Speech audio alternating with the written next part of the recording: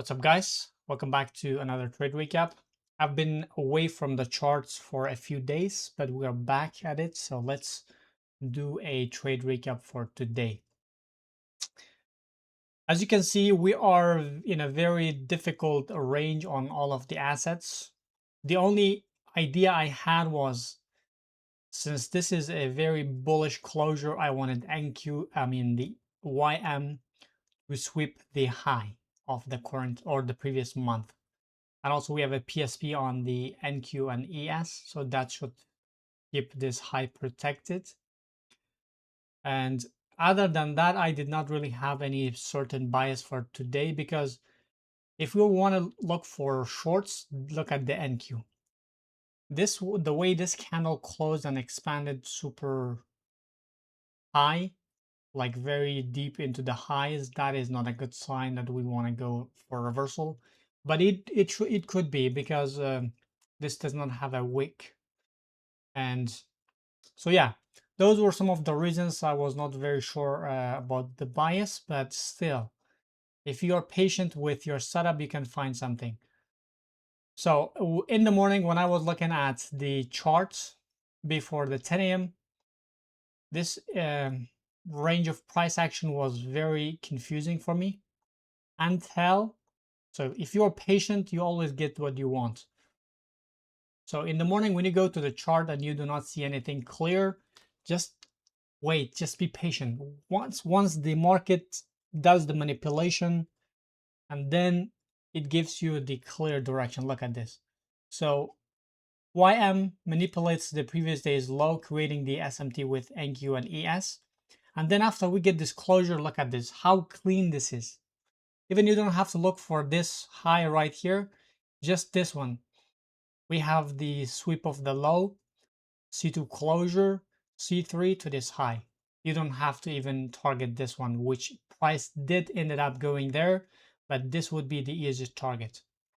So now let's see how we can frame ourselves within this 10 a.m. candle, because that is the candle I traded. We have the reversal confirmed. So let's see. When we drop down to the 1 hour, same thing here. We have C2 closure. When we drop down to the 30-minute time frame, C2 closure. When we drop down to 15-minute time frame, C3 closure. So we traded C4. Now, since we already have the low confirmed, all we need is for this asset to give us a entry. But as you can see here, it does not give us anything. The 15-minute, it just opens. This is the 10 a.m. Now it just opens and drops lower. Now you might be wondering, how can I find the entry? Well, it is simple, because you already have the low confirmed. You have this candle closure. This is an order block, 15-minute order block. If the 10 a.m. opens and it does not tap into this, but it gives you a 1-minute order block, that means that this candle has the low confirmed, because we already have the reversal. So you can just find a 1-minute order block and look for entry. And the reason I exited within this range and not kept looking for this one was because the NQ, as you can see, it was lagging behind. And that was a signature for me that was enough for me. So I did not look for this one, but it did ended up going there.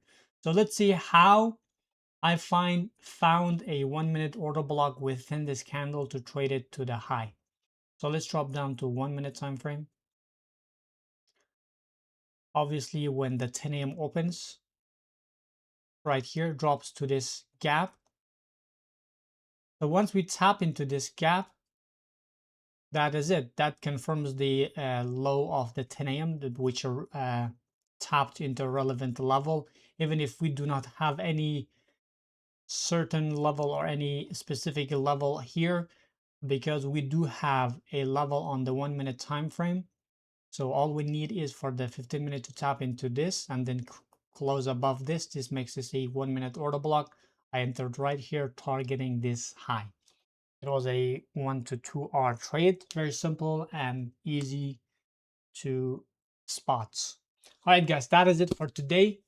I'll be dropping another lecture for my model in the coming days. So I'll talk to you guys in the next video. Peace.